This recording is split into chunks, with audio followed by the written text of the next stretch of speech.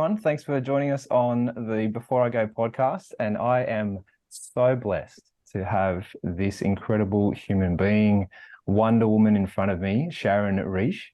And I could say a few things, and I will, before we actually hear from the woman herself. But I feel like every label I'm about to put on Sharon is unfair because I have seen so much potential in her. She is a person of integrity, of hard work, and just upstanding ethics, a human being who is brave and has, I just feel really lucky, Sharon, to have spent time with you outside a work context and getting to know the real you over the past couple of years. And as I said, I could go on with trying to describe you, but you're going to do a fine enough job of that just on your own. But yeah, you are really one of the most incredible human beings that I have ever got to know, and that you have allowed me into your world has been a blessing in my life. So thank you so much. Welcome to the Before I Go podcast, where we get a chance to say what we want to say in case we don't get another chance, right? So hello, Sharon. Hello, Lynden. Lovely to see you. Let's start at the top, if it's okay, with Sure. well, actually, you know what? Let's just freestyle.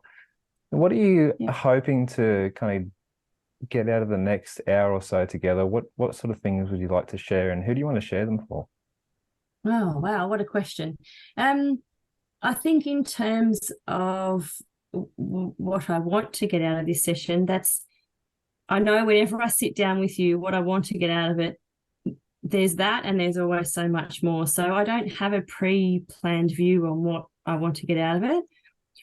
What I would like to do is just to share, just tell my story, and if it means something to someone, or if it helps me say some of those things that you put so beautifully around, being not hard to say, but the things you should say before you walk out the door or whatever. I really like that concept as well. That idea in terms of who it's for. Look, I think part of it is for me, and to be able to have courage. Like, you've always created a space for me, Lynden, where I can just talk, and I can do that pretty well, but actually say something that means something without fear of judgment, without having to worry about how it's going to be received. And that's kind of odd when I think about the situation that we're like sitting in now, that's kind of a weird thing, but I feel like it's still just us. And I'm excited and I'm anxious and all those sorts of things. So yeah, look, I think part of it, like I said, is for me, part of it is for the people I love and care about in my circle, and part of it could be for some wonderful person that listens to your podcast on the other side of the world and goes, wow, I learned something from that conversation. So yeah. Beautiful. Well, thank you for what you're about to give and share, and thank you for being willing to share your story. Let's go there. Let's start with the story of Sharon, who I'm sure if we said this 10 years ago and said, what's the story of Sharon, it would be very different. But what is, for the next 10, 15 minutes, for people who have never heard that you even exist on this planet, what is the story of Sharon Rech? Oh, wow. What is the story of Sharon? Well, so hi everyone, I'm Sharon. And, I live on the Central Coast with my very wonderful husband and my beautiful little boy. I can already feel myself getting emotional. That's so weird. I feel so lucky to live up here in this beautiful part of the world. And at the same time, I'm so lucky to have great people that I share the space with. I work for a great company with really good people. I love the job that I do. I have a great boss, so that sort of stuff is all really good. But I think I can sit back after my years on this earth and look at where I am now. I know that a lot of that doesn't come without hard work, and I've done a lot of that in my time as well. Working in a big retailer, or for a big retailer for a lot of years, worked really hard. Loved the work, but at the end of the day, the commute was the thing that was sort of getting me down. So decided to make the change and now live and work on the coast. So I've worked really hard to get where I am now. And at 2 years ago, before we started talking around these things, I would almost feel a bit guilty about being able to say, I am where I am because I've worked hard, but actually I reflect on that and go, no, I'm really proud of it. I worked, long hours for a big company, and have made the most amazing friends through that company. Even though I don't work there anymore, some of these girlfriends I have been girlfriends for over 20 years. So I'm always very grateful for that employer for doing that for me. But like I said, we worked really hard. So work stuff is good. Home stuff is really good. From a family point of view, so I'm the eldest of 3 kids. So I have a younger brother, Anthony, and a younger sister, Karen. And though I'm the oldest, I am actually the shortest, and they remind me of that often. I bet they do. Which, I'm going to be the shortest in the family forever. I think I always was. That's fine. And have mum and dad down in a little area down in Picton, which is awesome. So they're on 12 acres down there. We lived sort of out in the kind of bush it was back then when we moved there, on 12 acres, and we'd run around the bush, and mum would have the triangle cowbell thing that she'd bring for us to come back for lunch and dinner on the weekends kind of thing. But it was a great life. Like, mum and dad gave us lots of opportunities in terms of sport, and the only sport I really liked that I did through family was tennis. So played a lot of that when I was younger. But certainly from a school point of view, we'd have to get on a bus for an hour and travel to high school. And obviously did that for quite a few years. And then what did I do after that? So mum and dad are still down there, which is great. And they love it down there. Like, that's their home and their space. And it always feels like home when we go back down there for a visit. It's just relaxed, and there's a lot of space, and it's quiet. It's just really nice. So high school, and then went off to uni, because that was what you did back then. If you didn't have a job, you just went to uni. So I was going to sound like a good daughter. Yes, that will come up, I'm sure. Like a good daughter, I went off to uni. Tell us about that. What do you mean, like a good daughter? Go on. We'll come back to the uni days, because I'm sure they're full of stories. Yeah. Let's go. It's so the good daughter. So being the eldest, I think I always felt the pressure to lead the way for my brother and sister. And at times, I sometimes felt that mum and dad had quite high expectations of what the eldest daughter would do, or the eldest child, because that was me. I didn't have a job. I worked part-time jobs when I was in uni, actually, but I didn't really know what I wanted to do at the end of high school. So I sort of went through the HSC thing and thought, well, I don't really know what's out there. I'm 17 years old. What am I going to do? And the decision was suggested, well, you go to uni. Okay, well, I'll go to uni. What are you going to study at uni? I don't know. So I went to uni, and I enjoyed it. I have a degree in literature and geography, which is interesting, but I loved geography at school. Loved geography at school. And at that point in time, I thought, right, town planning. I want to be a town planner, which is very interesting for an Enneagram type 1, because, structure and planning and boxes. But I can do that. And did uni, and I didn't particularly enjoy the geographical side of the degree, but I did all right. I did pretty well. But what I did love was the literature piece. And the reason I wanted to study literature as part of my degree was to have something I could be reading that wasn't a textbook around science and psychology, in terms of maths and statistics and stuff that was all part of the science degree, but actually just do something that allowed me to still have a bit of freedom in my thinking. And funnily enough, I've still got one of those textbooks from literature. So like uni was quite a while ago for me, but I still have one of these books. What is it? What's the textbook you still got? It's a poetry book, and it's purple. And I still have it because one of my assignments, I remember we had to study a prose piece, and I found a poem in this book. So it was a part like in the book. And I thought, oh, that's really cool. And then I don't know how I worked it out, but it's a Simon and Garfunkel song. Really? Yeah, yeah. And then when I heard it, I remember thinking, oh, wow. And it's The Boxer. Mm. So if you know that song, it talks about how this person grew up. Yeah, like he had quite a tough childhood and then growing up. And then it almost spins around. He talks about being the boxer then, and he stands there in the ring without any shame or anything and has to fight basically to survive. And the music is, I'm getting goosebumps now just thinking about it, actually. Like the song is powerful, and just that piece of writing, I'll always remember that one, which is a bit weird. And I can still listen to it now, and it takes me back to that classroom with that teacher and going through because we had to do a presentation on it. Yeah, about that song. And something in you said, keep this. Right? Yeah. Keep the literature, the friend, you and I have shared a lot of awesome space together. And when I was leaving the same employer that we shared for a while, you told me about a quote from Brené Brown that stayed with me about being in the arena. Do you remember what that was? It is about finding the person, and so you find the person in the arena, but if you're not there in the arena with her or with me, then you can't be feeling what I'm feeling.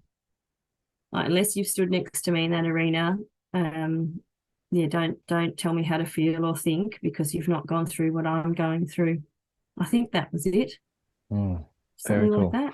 Yeah, I mean, it seems similar to what you're mentioning about the boxer, very different, right? From thinking what it might be like to stand in someone's shoes or actually walking at least next to them for a while, huh? Yeah. Okay, so literature, you've kept this little piece of freedom, these words that create quite powerful experiences, apart from the town planning and the structure and the stats and the analysis, which I will happily say Sharon is borderline savant with. All right, so you have a gift, and you are living that out in your profession. But I am fascinated about this little escape hatch that you've also kept, which is literature. So you did a bit of literature to at least not go insane from the numbers. And then from uni, what happened? Oh, what happened from uni? So did my degree. So that was a 4-year degree, and graduated with the square hat and the throwing it in the air and all that, which was lovely. And even at the end of that, so I'd worked part-time through my degree in various jobs. I worked in a restaurant. I worked for an auction company and did did some of their cash work on Fridays or the auction days, whatever it was, which again goes to structure and counting, which is so funny when I think about all of this and balancing numbers and all that crazy stuff that I can do.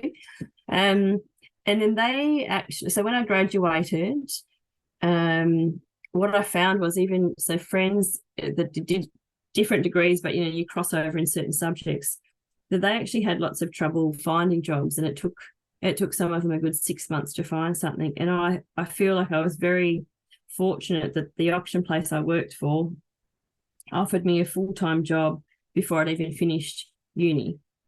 So that was a good level of comfort, knowing that then I had a job, and if I could do that for a period of time, then did it mean I would pick up my degree later on, because I always had that piece of paper. Of course, how things go, I stayed and worked there and got promoted through there for nearly 4.5 years. But I really liked it. Like the job, it was something completely different to what it was really random and very different, but great people, good fun people. Stayed there for 4.5 years, and then got my role with Woolworths. So at about that mark, okay, it's time that I do something a bit more serious, and a bit more career-led and focused. Mind you, I'm only 24 or so at this time anyway. If that. And apply for a role at Woolies and got that role, and as you know, stayed there for quite a number of years, working with amazing people, like fabulous people there, and I loved it. I loved the variety of the work. I loved the pressure of the work at times. So that's the pressure and the thrive thing kind of almost go hand in hand for me at times. And they certainly did back then. I loved that Woolies offered opportunities outside of what you were doing to go and upskill yourself in different sorts of things as well. And they looked after us well in terms of recognition or remuneration or however you want to put it. But you worked hard, like you worked really hard for them, and they recognised that as well. But that, like I said before, the best thing that Woolies gave me was the people I worked with and the friendships that I've made and still have now, even though none of us have, or not all of us have worked together for a very long time. My best friends, we all met through Woolies from different teams, and had great bosses there, and I felt very lucky. Indeed. And look, you're recording this at the moment, right? Because there's human beings that are so blessed to have you in their lives, right? And I hear you say up front, as you tell me the story to date, up to the Woolworths story, how grateful you are, right? You've worked damn hard to be where you are in this moment, and you have so much to be grateful for. You rattled off your job and your family and where you're living, right? And the life you have created for yourself. The people that are going to listen to this love you, right? Not just because of your super brain and what you can do, but because of what you mean to them. This is a long lead up, but I want to pause on the Woolies thing, because people listening to this for you saying, gee, I want a bit of Sharon right now. There was a gentleman at Woolworths, if it's okay, and you already know where I'm going with this. 100% right? No, I'm going to tissue. All right. I'm prepared. Let's do it. What I'm saying with far too many words is you have had a profound impact in people's lives. And I know that to be true. Absolutely. Not just from what you've said, but from talking to other people. And there's a guy called Avner that has had a profound impact on your life, right? Yeah. You're recording this podcast before I go. Is there a bit that you would be willing to share about perhaps what Avner might have said, or some of the things that you remember about how he's impacted you that you're open to sharing? Oh, I will do my best, Lynden. He was my first Woolies boss. And I have so many great memories of him. He's just like an awesome human. But I remember the job interview. So when I went for the interview with Avner, I was still working for my other employer, and we used to have, obviously, a uniform, so I had to get changed. Now, I swiftly went home and got changed, but I remember sitting down in the interview room, and Avner said to me, because I said, oh, yeah, I work for this company, and we have I don't know why, but we have a uniform, something. And I said, oh, did you get changed in the car? I'm just like, I didn't know what to say. I'm like, no, I went home, and that kind of set the scene. Like, he was just the most generous person, and he was tough. He could be tough at times, tough and fair. But he had such a good heart. He was one of the most incredibly intelligent people that I knew at Woolies. And you talk about the gifts and the impact that people have on people. For me, he was my Woolies, not my Woolies dad, because no one can replace my dad, but he was my Woolies person. And the beauty of Avner was that, and I'm talking in past tense, and I'll get to that in a sec, but I could go to him and he would either tell me to, he never told me how to do my job. He'd always give good counsel and advice, or on the flip side, he'd tell me to get lost and pull your head in. Like that was the beautiful balance of his gift. yeah, and then still so bad up to this day after all these years. Unfortunately, he became very unwell with pancreatic cancer. And we all remember the day we got told. So we'd moved into the new office at Northwest, and he was actually moving house into his new home with his beautiful wife. And they found out that day about his cancer diagnosis. So those of us that were very close to Avner, we got called into a little room not long after, and the news was shared with us. And I remember sitting next to my then boss at the time, Terry, and just burst into tears. Like it was just horrible, and all of the emotion around why do such terrible things happen to good people and all that sort of stuff. But it was so weird because what happened then, now he fought that disease for nearly 2 years. So my other boss, so Glenn, my then new boss, after I changed roles, he was quite close with Avner as well, because we'd all sort of worked together. Glenn and I, sorry woolies, would sneak off to go to stores. Every now and then we'd go and visit Avner at home, or just see how he was doing when he could get up. We'd go for a walk into the little town that he lived in, and we're still able to see him. And I got to know him on a whole different level. He was just such a cool guy, and he never once complained. I never heard him complain about the pain or the treatments. Like he'd talk about it, I'll try this new treatment or whatever else, but I don't remember ever hearing him complain. And I feel so lucky that I got to go and see him in hospital. And as it turns out, it was the night that he actually passed away, the next morning, and go and see him. And I remember there were 3 of us girls in the room, so his wife, myself, and another colleague, and another person. And this other person said, Avner, you've got all the girls in your harem. And he was on his bed, and he just put the thumbs up. Yeah. And it was so hard to see him like that, because he was a man of life and joy. And then it was just gone. Yeah. Thank you It's gone. for with the utmost respect. Thank you for keeping him alive by what you shared. We don't know who's going to listen to this and what's going to come out of it.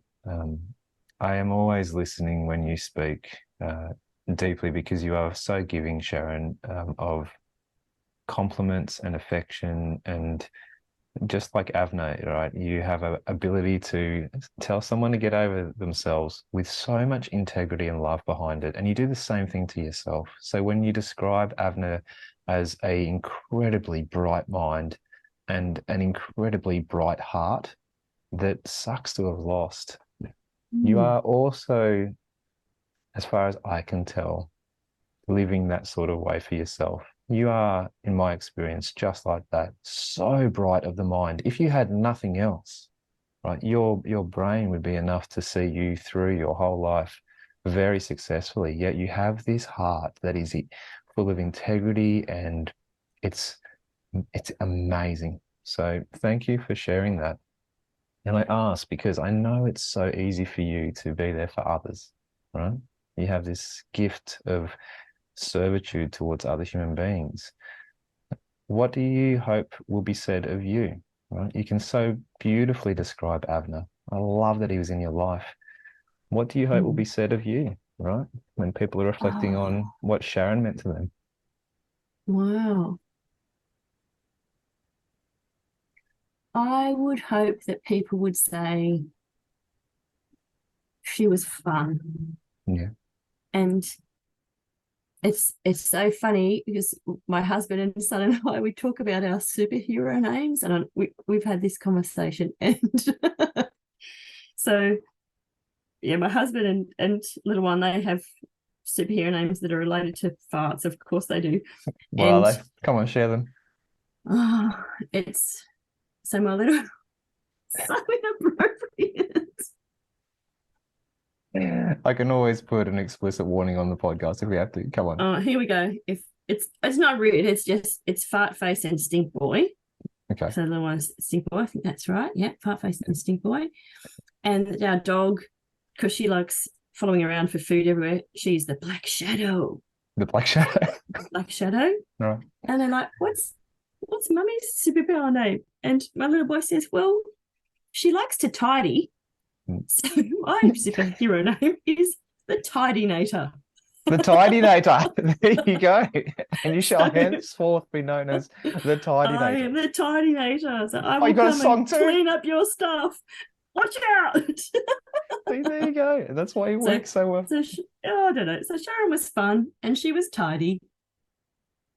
But most of all, I would hope that people would say, I'll probably get emotional again. Yes, big emotions. And I would hope that people would say that I always had time for them. And that's a lesson you learn as I think you get a bit older, that actually the easiest thing and the hardest thing to give to people is your time. Spending time with friends and with family. There's so many other things that are going on in my world with work and school and all that stuff, that sometimes I find it hard to make time for the things that matter most. And I would hope that before I walk out the door, that people would say, yeah, she's fun, she's tidy, and she always made time for others and had a good time. Had a blast. Yeah, as your eyes light up. That's the 7. Oh, you're talking in numbers. There'll be people going, what are these numbers? Yeah. There is a joy in you that thank you for bringing it right now. Right. Thank you for going as wide-eyed and large-pupiled as you possibly can when you tell us stories about the Tidinator, Stink Boy, and what was the other one? Fart face. Fart face. Ooh, yeah, that's something rough. like that. I love it. All right. So you what would you go back, right? After what probably feels like a lifetime of having to arrive at this place that says I can do many things and be busy and tidy and organized. But right now in 2023, you have this knowing that your presence and the time that you give to other people is one of the greatest gifts that you can offer. So you have not learnt that without a lot of strain. What do you say to 20-year-old Sharon? All right, coming through university, perhaps about to head in, we go back and you get this opportunity to have a good, loving, laughing, firm chat with yourself, right? What do you tell 20-year-old Sharon with the wisdom that you have accumulated over a couple of years since then? Wow. Well, we would have to have a conversation about boyfriends. Okay, well, please do, indulge. So it just a little bit. I would say that the boyfriend at 20, I would say he had great times with him and he had some difficult times with him. Don't let that be your measure of how relationships can be. So that would be one thing I would say, that don't judge every future relationship thinking it's going to be like that, with the good and the bad. So yes, you need both, but sometimes you don't need the extremes. So I would say, well, give yourself a break, and when you know it's done, then be brave enough to make the call in those situations. What else I would say to 20-year-old Sharon would be, and this is probably a bit hard, is that I would say stand up for what you want. And when you've got advice and guidance coming from other people, they might have they had my best interest at heart for wherever the advice and things were coming from. But actually, I think what some people needed to know, and maybe mum and dad, is that they raised me well enough to let me make my own decisions, but sometimes they didn't let me do that. And my decisions weren't always great or have the best outcome in the long term, but that's called growing up. And, walking out the door, one thing I think I would say is, that they raised me, like I said, well enough to know or to make my own decision and to be able to sort of weigh up the pros and cons of certain things. Let me make the call, and if it stuffs up and it doesn't work out for whatever reason, then call that a learning. Sometimes I felt like a failure when things didn't work out, and that's part of growing up as well, and that's much harder to recover from at a young age, thinking, wow, now I've ruined my life and what am I going to do with my life, particularly at 21, where I think what I needed to say or what needed to hear was, exactly that. Sometimes things don't work out. It's not forever, or let's talk about what went wrong rather than the judgment, because that can be quite hard too. What else would I say to 20-year-old Sharon? Just go and have fun. Like, don't be serious and try to plan everything out for yourself, because it doesn't work out. And sometimes the things that you want, or the view you have of, yes, I want to get married and have kids, and that didn't happen for me until I was a lot older. And I didn't meet my now husband until I was 30. So I still had 10 years of working out who I wanted to spend the rest of my life with. And here I was thinking at 20, well, it's the boyfriend, right? No, it doesn't. And, he's gone on and done great things for himself. We both have. But I think I just tell myself, if it was one sentence, to edit all of that crap I've just said down, I would just say, tell 20-year-old Sharon to give herself a break. Wow. Just give yourself a break, and tell more people to get lost. Serious. Oh, serious. Siri just told me that she's always serious. Oh, that's appropriate. Sure, I understand. Don't be serious. Don't be serious. Siri. Siri. Oh, that's weird. That is really weird. Now she's going mental. But give myself a break and stand up for myself a whole lot more.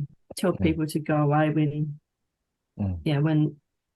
I may have just gone, oh, okay. Yeah. I'm still learning how to do that.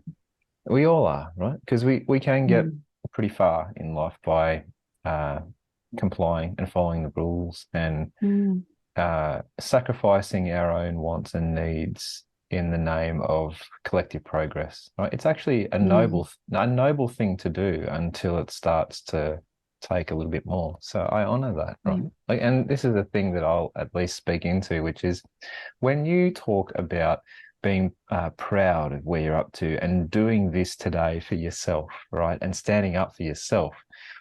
I know this comes from a place in the Sharon I've met that is so humble, right? This is not flagellating. This is not about pumping you. It's the opposite. You have come from a place where now you see just how much of a blessing and a gift you are, and what you want matters, right? What you really want matters because you matter in the lives of people so deeply. So it's just a little bit of context. It's very cool to see, Sharon. Very cool to see. So you're doing this for Mal and Hartley as well. Should we have an opportunity for you to share a few things, which is impossible to do, right, in just this brief podcast, but at least one tiny little keepsake that you're creating right now. Shall we start with Hartley or Mal? Let's start with Mal, because that's where it all started. All right. Well, what would you love to leave now for Mal if he has the opportunity to listen to this at some stage? Wow.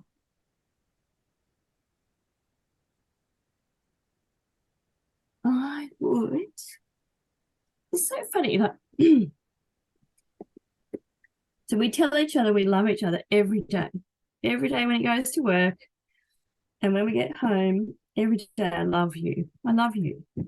What I think I would need to say to Mel would be, I'm sorry. And I give him such a hard time sometimes for not appreciating my superhero power, which sounds dumb. But yeah, I think I would want to say is I hope we had enough fun,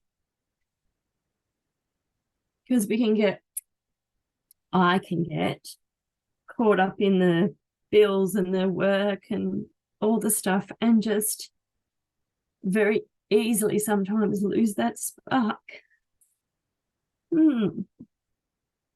Yeah. So have more fun, I hope. And we're working on that. We've it's gonna sound so stupid. We've got a plan to have fun. Of course I do, right? Yes, of course I do. But for him, he's one of the most patient people I know. He puts up with a lot. Yeah, I would say it's just so funny that we've been together for a really long time and we've just had the best of times and we've both worked really hard and all that sort of stuff. But walking out the door, I'd say, I'm sorry I gave you such a hard time over silly things. And not even justifying that by saying they were big things to me, but actually, in the scheme of things, they are silly things. And I hope we had enough fun. I hope I left a legacy for him and for Hartley to look back and not remember the why didn't you pick up your towel moments, but remember when we all went outside and we got the sparklers and Hartley burned his head and we laughed and all this sort of stuff, which actually happened. We didn't laugh straight away. But to remember all the fun things first, that there were more of those than not. Yeah, this is so unfair for Mal, isn't it? Because if he listens to this, I hope he gets the chance to reply. And I haven't even shaken the guy's hand, right? No. But how funny. I'm going to say I know what he would say in response. And I'm not even going to start to say that to you, but all I would say is I hope that we can be fair to Mal and give him the chance to reply, and what comes from his heart and out of his mouth towards you, I think would be the embodiment of grace and gratitude. Right. But yeah. Thank you for sharing. He's a cool guy. He's a cool guy. Yeah. And as are you, right? I'm not a cool guy. That's a bit weird. But you guys are together, right? And you say I love you to each other every morning. Not because you signed some contract that said I must say this every morning, but his love for you, I have no doubt, flows deeper than he's able to convey to you and you even receive. So, and I won't go any further into the territory of a beautiful human that I haven't met yet, but you're not together now unless he is receiving something profound from you and vice versa. So thank you for sharing that about Mel. Now for the hard one. Yeah. Partly, right? And who knows, right? Like, the kids these days, Sharon, they could be listening to this in 10 years' time, 20 years' time. I got a shock when one of my kids listened to my podcast the day it came out. It went, "Oop, wasn't ready for that." Heartbeat. My little heart. When you think about a few things that you'd like to say, well, you said it just then. My little heart. What do you mean? He is like he's a piece of our little heart, and when we, I won't give you 10 years of his life history, but when we found out that we were pregnant, that I was pregnant, that took a long time as well, and that had some heartache in there before he arrived. But when we found out, we in true carefree style, we went to Newcastle and we had Harry's Cafe de Wheels, and just going, oh wow, like there's a baby, there will be a baby. And part of it didn't feel real. And it didn't feel real to me because it had taken so long for us to fall pregnant that it didn't feel real until we were holding him in our arms, until he was actually born. Like, okay, now it's real. Like he's here, it's real. Mm. And we talked about names and we couldn't think of names and everything. We found Hartley. So like the town, like no, we just liked Hartley. And my thing was I always wanted to give him my dad's middle name as his middle name, which is very old-fashioned name, and that's Ivers. So I wanted a name that would go with that. Yep, okay. And Hartley was the one that stuck, and he's the most fabulous little kid. But he's super intelligent. He's smarter than me. He tries to out-negotiate me at every point, at every opportunity, which is such a good skill for him to have as an adult. That as a 10-year-old, I find it quite challenging. So it will serve him well. But I have had people say, well, he is your son, Sharon. So yes, that could be karma. But that little boy, everyone says, oh, they grow up so fast, and they do. Like he's almost 11, and I can't even put it into words what I would say to him, because again, every night when he goes to bed, it's kiss and I love you every night. And if at the end of the day, the end of the night, going to school, he knows that I love him and I will always love him, that's what matters the most. I don't care about anything else. That's all I need him to know. And can I please add one more thing? I always tell him that I'm proud of him, and not in a conceited kind of way, but even if he does a good job on a little project at school or he helps a little friend, just always tell him I'm proud of him. Mm. Mm. Mm. What do you hope Hartley knows of himself that he may not see now? Maybe when we're talking about Hartley the man and not Hartley the young man. What do you see in him that you hope he knows of himself? I hope he sees in him the power, the understanding that he has in being able to make choices. And I hope he understands that whatever choice he makes, I'm there for him 100%. And so is Mel, regardless of the outcome. I hope he always knows that when he talks to his mates when he's older about something went wrong and I stuffed this up, but mum and dad were okay about it. That's all I need him to know. I always want him to be able to come to us, to Mel or I, it's both of us, or separately, because sometimes it's a dad thing and sometimes it's a mum thing, that he always had us to come to and talk to, whether a difficult situation or a great situation. But we loved him no matter what choices, circumstance, anything. That's we tell him that now, even at 10, just we're always there for you. We might not always like what you do, but we're always there for you whenever you need us. Unconditional love, huh? Definitely. Yeah. But I think kids need to hear that, because some kids don't have that relationship with their parents that they can call them when something goes wrong for fear of getting into trouble or punishment or whatever. And I understand what that's like too. And I always want Hartley to be able to come and tell us anything. Yeah. Well, thank you for loving another human being with no conditions at all. just for the pure joy and meaning of loving that young man the way you do. Thank you for that. Thank you so much. You've talked about a lot of stuff that. How are you going? Let's pause, right? How are you feeling? I'm feeling good. Yeah. Like, these are big things, right? I'm feeling good. Yeah. Can you talk to me then about some of the stuff that you are most grateful for in life?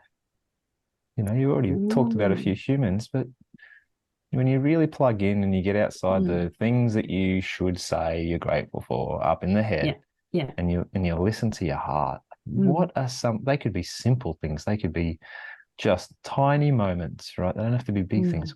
But what are some of the things or people or moments that you are most grateful for in life as it currently stands? Oh, wow.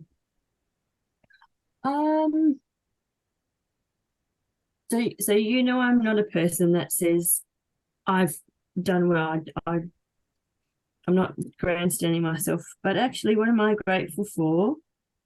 I'm very grateful for the life that I have, and some of the choices that I've made to get me here.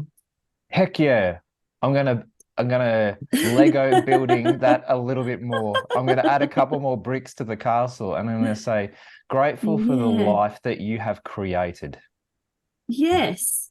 Right? Sometimes I guess we look at gratitude and we go, oh, was it all just handed to us? No.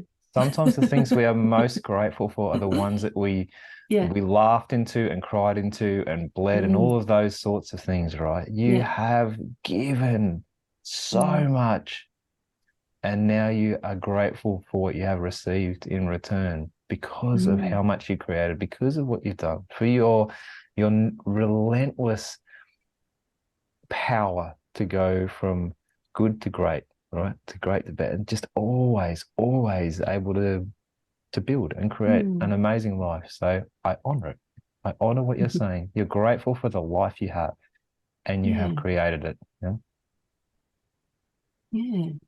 And I tried doing a gratitude journal for a period of time, and I sucked at it. I was terrible at it. No, terrible. Because I'd find myself writing just the same sorts of things, and I felt like it was forced. And I appreciate that the sentiment is, no, it actually just makes, like, just pause and think about what are the good things when some things feel like they're always so shit. But it just didn't feel natural to me. Like, and I have a space, an actual location that we go to as a family, and that is a space where I feel, I don't call it gratitude or feel grateful. It's a chilled space, and that's the space where there's not a laptop for work, there's not a mobile phone.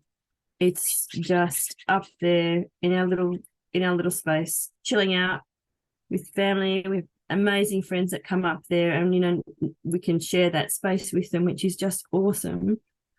That the things that make me happy actually seeing other people happy. Wow. Like, that's good. That's what I like. That's another, what would I say about Sharon? Oh, she made me laugh. I can do that. I can do that sometimes. Yeah. But to do that, I really have to let go of all of the other noise and stuff, and just be in that moment. Yeah. And that's where some of the fun stuff happens. Would you be willing to take us there just for a little moment? Because it's cheating, right? I know a bit of your story. It's not my story to share, though. So what is this place where all of the, shall we call it, the rigidity of the world kind of takes a back seat, right? The to-do list is always there, but you go to this place, and I've talked a little bit about serenity and what that means at a deeper level. Where is this place? What's going on? Tell us a story about it. I'll tell you a little story. So, so so six years ago or thereabouts, one of the things I like to do is look on realestate.com. Don't ask me why, I just do. And there was a little place for sale about 4 hours away from here, and it's a 1-bedroom cabin on 25 acres of bush. And showing my husband, so this looks interesting. Why don't we just buy this one? Being silly, just buy this. How will we pay for it? I said, I don't know. We'll see. Whatever. So anyway, he went and had a look at this place, and I remember, so he went up and back in a day to have a look at this property. So that's 8 hours driving, plus a bit of time to have a look around the place. And I asked him, I said, what was it like? And the first thing he did before he just blah, blah, blah, the smile. This smile, thought, all right, there's something here. And then, so that was the first clincher. Like, we're done. We need to find a way to make this happen. The second thing was, it's on the same dirt track as a property that his father, so his mum and dad, used to own many years earlier. Wow. And he said, so that, wow, that's incredible. So he drove past that place as well. And he said, yep. And he said, it's the only place I ever saw my dad happy. Whoa. And so if the smile wasn't enough, then that to me was right. This is a way for us to, because I never met his dad, unfortunately. His dad passed away before we met, but I always felt like this was a place that Mal would always feel connected to his dad. Yeah. So we bought it. crazy as it was. Yep, how are you going to pay for it? We'll sort that out. But the first weekend that we were able to go up there after it was ours, we slept on the floor on an inflatable mattress, and little one was next to us on his inflatable mattress. It was cold as it was November. It was still very cold. Well, it was cold up there. And I remember just walking around going, oh, wow, like this. I love the bush. I'm much more a bush person, country, than city at times. And it was just amazing. It was drizzly and cool, and it was awesome. And the thing I love about when we go up there is that it's all off grid, and I don't know, I'm not saying it very well, but it's a space now where we go to, and you just feel like this weight comes out of your shoulders, and you drive up the long hill, up the road, and you're there. And it's not fancy. It's very rustic. There's no running water. There's no power. But Mel has made it into a space that we can easily go to, and it's comfortable. It's the simple life, which is his thing. I just want a simple life. And it is. And I love now that we've done some work there over the years. We've got a fire pit and whatever, that we've got friends that can come up and stay there and enjoy that space with us. And it's just awesome. We don't do anything. We don't plan anything. We sit around and we talk like gibber around the fire at night, and it's just fantastic. Such a good space. It sounds like a place of peace and of laughter. Has there been dancing on occasion? Oh, we've probably tried from time to time. I'm sure we've probably tried, but it's an awesome space. It's very cool. I love it. All right. It's home, hey? It feels more like home every time we go. Yeah, it does. Well, I'm glad that you made that happen, and obviously not just on your own bat, but I love hearing you talk about that place and seeing how your eyes change, and whoever's listening to this that has been there with you, they'll have 1,000 stories that flow up into their mind from whatever moments you've created there and whatever moments you continue to create. It's awesome. All right. Yeah. Well, here we are. You know, we could do this 100 more times, but for the sake of timeliness, which is important to both of us for different reasons, we're here, right? And you've generously spoken to, Hartley and Mal and told us a few stories. And it's hard because you can't name everyone that might be listening to this by name, right? But for those collective people in your life that, when you close your eyes and you think about the millions of stories and moments you've created, for all the other people that might be listening to this, is there anything else that, as the lead up to recording this thing together, the thoughts and the feelings you've had, is there anything else that you want to say before we go?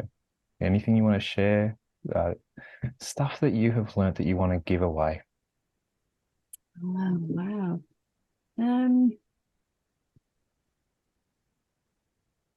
I think it's funny how some of the best friendships you have are the most unexpected, or are created from the most unexpected places, like work. You work together, so you're work colleagues, but then something happens and you don't work together anymore, but the friendship continues. And like you and I have worked together, and our ex-colleagues that we know that we still talk to, and I will only name the BPWs. I won't name them individually because that could be tricky. What's a BPW? Oh, that is a great question. Thank what you. a great question. The BPWs. So they know who they are. So these are my girlfriends of over 20 odd years. And so many, many years ago, we went on a girls' weekend and we all worked at Woolies together. So anyone that knows Woolies knows this group of women. And one of them had gone on a motivational speaking workshop thing that week. So here we are on the Friday night after probably a few bubbles, and at a hotel in Berry on the south coast, I'm pretty sure. And we're chanting out and calling all these funny things that she'd been learning over this course about, being a strong woman and being powerful and embracing self and all those buzzwords of those years ago. And anyway, the following Monday, the story goes, though I don't recall this exact event, that I sent an email to the girls we were on the trip with, and the title of it was Beautiful, Powerful Women. And so they then collectively like, oh, we are the BPWs. Got it. and it's stuck. So for all the years, and it's stuck. And we've had the best laughs together and cried together. And we don't see each other as often as we want to or would love to. But whenever we're together, it's the most beautiful chaos you could ever imagine. Beautiful chaos. I love it. Yeah, it's so fun. We're getting a bit older now, so we have a little nap sometimes after we've had a busy night out. Yep. But it's, just great fun. And they are a huge influence and power and support to me. Yeah. For lots of different reasons. What do you want to say to them? Yeah, the BPWs. Shout out to the BPWs, whoever you are. Shout out to the BPWs. Yep. I would say I love them more than they know. I'm so grateful for them to put up with me and my little idiosyncrasies. But I would just say thank you. Like we just have the best times together, and we have such great memories of all the shenanigans and fun and laughs that we have together, and it's just wonderful, absolutely wonderful. I love it. There's a cool quote I think that I might have shared with you, which is, I think it's a Tolly thing where he says, if the only prayer you ever say is thank you, that's enough, right? So that you just say, hey, thanks to the BPWs. They know how deep that thank you goes. Look at your eyes. Like, again, some people listen to this, but man, the joy that pours out of you when you know, these memories that you're not letting out with your mouth, but these shenanigans you got up to. There's a lot of joy in you, Sharon, and Yeah. it's a privilege to see it. So to the BPWs, a big thank you. Yes. Anything else, right? There's a lot of different humans that who knows what their experiences are, but right now for the Sharon Rech experience of life, is there anything else that you wanna say? You want to share? Look, let's go straight there, right? So I would say another thing is to mum and dad, I hope you're proud of me. Yeah.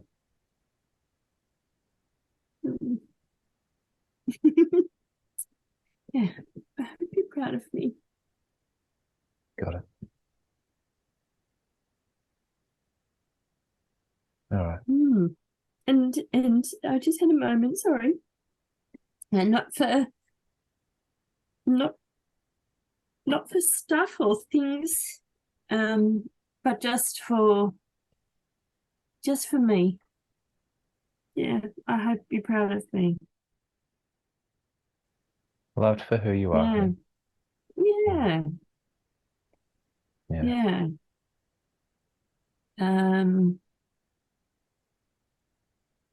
Yeah, that's I know they love me. But yeah, for me to know that they are proud of me,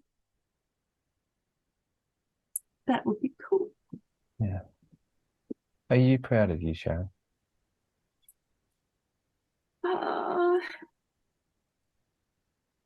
Proud? That's funny. I don't think I'm proud of myself because, I've got the inner community thing going on that tells me that that's not cool to be proud of yourself. So let's scrap pride, because you're right. Pride has a whole bunch of strange connotations attached to it. Yeah. What is the most loving thought that you can create about yourself? Oh my God.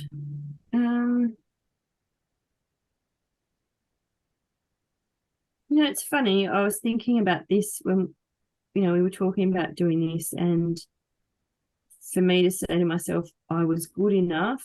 And I thought, yeah, that would be meaningful. But actually, I think I would like to say to myself, you're great. Yeah. You're good enough for me. Just, unfortunately, that sounds a bit mediocre for me, but I would want to be okay with telling myself, you're great. You've done a great job with this. You've done a great job with that. But actually, just a great person. And damn, I am at least one voter. You are more than a great person. Yeah. You're incredible. Thank you, Lynden. You really are. I am so blessed to have you in my life and in this world. And I know the blessing that you are to others. And you are beyond great. I'm not even going to go up the escalators of words to describe you.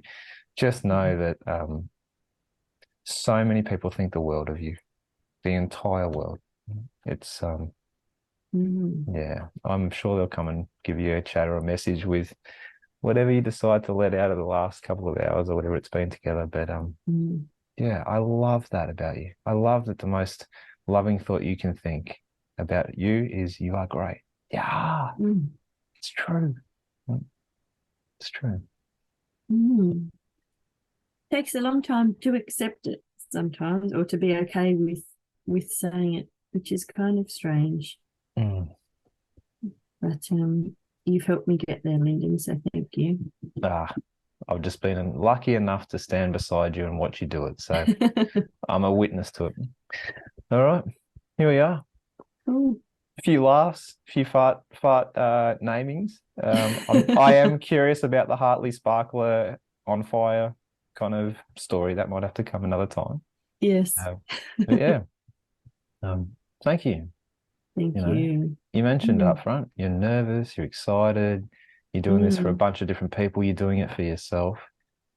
Thank you so much for what you have given, and thank you for the work you have put in to make your life and the lives of others Great. Thank you, Lynden. Nice. Thank you for helping me do this. Oh, it's so much Wow. fun, isn't it?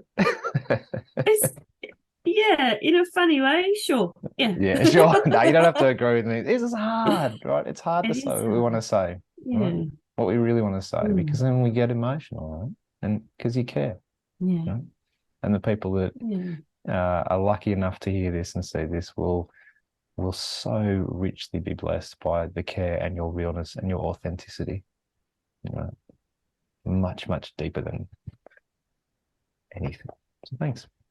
Thank you.